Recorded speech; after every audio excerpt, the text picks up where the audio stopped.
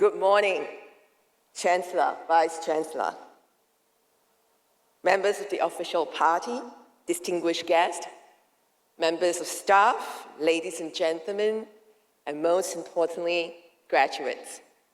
It is an immense honor to be here with you today as you embark on the next chapter of your lives. Before I begin, can I invite all of us here to take a brief moment to honor this special occasion that celebrates your effort, your perseverance, and your growth. For those of you who are called to it, you can close your eyes. Those who don't want to, you can soften and lower your gaze, but we're going to do some breathing together. So take a long, deep breath in, and a slow, complete breath out. And as you breathe in again, ask yourself, graduates, what is the one word that captures how you feel about yourself right now? You breathe in and out. Now hold that word in your heart today, even if you forget everything I say. Allow me to share a bit of my story with you, especially for those of you who are the first in your families to graduate as university graduates. I was born in the late 60s with an eye defect. In a different time, in a different Singapore. My beloved grandpa, my Akong, desperate for a boy, gave me the name Ting, which means stop in Hokkien. A spell, apparently, to prevent my parents from having more daughters. Because of my divergent squint, I was also called sampat, or retarded, also in Hokkien, as a pet name for most of my childhood. But despite the labels and the spell of stop, that scrawny, weird-looking girl was determined to be unstoppable. I became the first university graduate in my immediate family and the second in the entire Ong clan. By 26, I was the managing director of an international company. My career continued to rise fast and furiously with bigger roles and overseas opportunities. Then, at 38, everything fell apart for this CEO when my heart was broken into a million pieces as my marriage collapsed and my career, health, and bank account crumbled all at the same time. That perfect breakdown became my profound breakthrough. I learned with every cell in my body that true success isn't about what we achieve on the outside. It's about how we nurture ourselves on the inside. That brings me to the learnings I wish to share with you today. I call them the 3 M's of my heart. First M, mental wealth. Mental wealth is more than mental and emotional health. It's about investing in gratitude, resilience, self-compassion, and emotional intelligence. After my breakdown, I learned to honor my emotions, practice daily gratitude and meditation, and listen to my body through my yoga practice. Instead of focusing on what I had lost, I focused on what I still had: family, friends, experience, values. From that place of haves, not scarcity, I rebuilt my life. And I learned this: healing doesn't come from having all the answers. It's okay not to have everything figured out. It's definitely okay to ask for help. As you step into the world, there will be many moments of doubt, failure, and uncertainty. But if you cultivate your mental wealth, as you build your financial wealth, and stay in gratitude, you will always have a foundation to rise from. The second M that shapes me is marginalized communities. As a child, as you heard, I was othered because of my eye defect and scrawny, towering frame.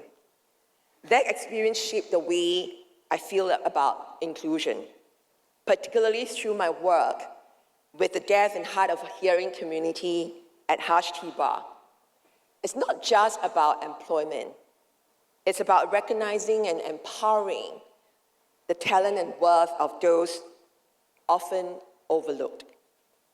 So graduates, as you step into new careers, whether in law, healthcare, business, or the arts, you will encounter systems that are not always just or inclusive. I urge you to use your voice, your influence, to amplify those who are unheard. Because when we lift others, we all rise. The third M is Mother Earth. As a child, I found refuge in climbing trees when I was bullied. 30 years later, when my world crumbled, I returned to that solace.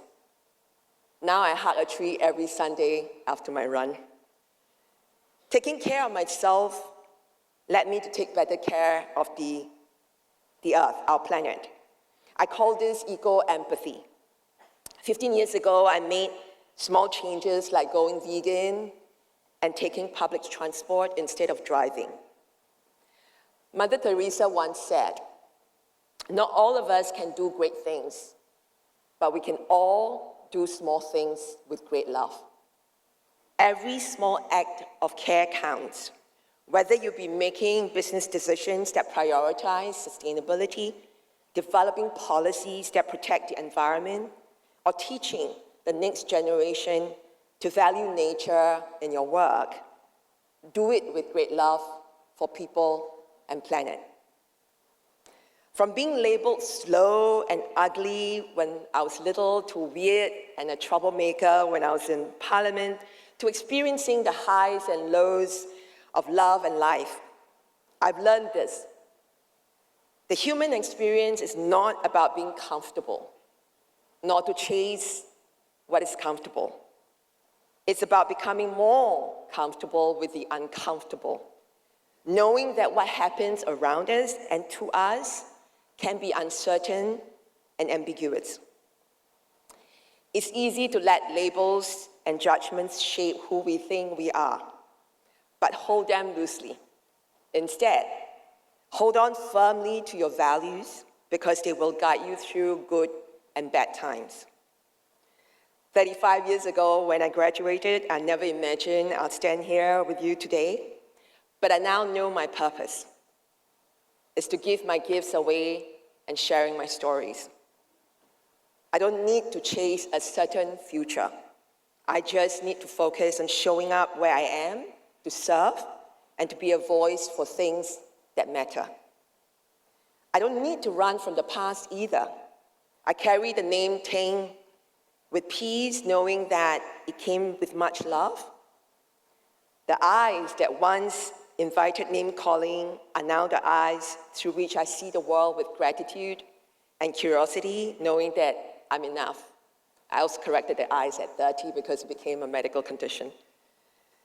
So I sum up my learnings into this final M that I will leave you with.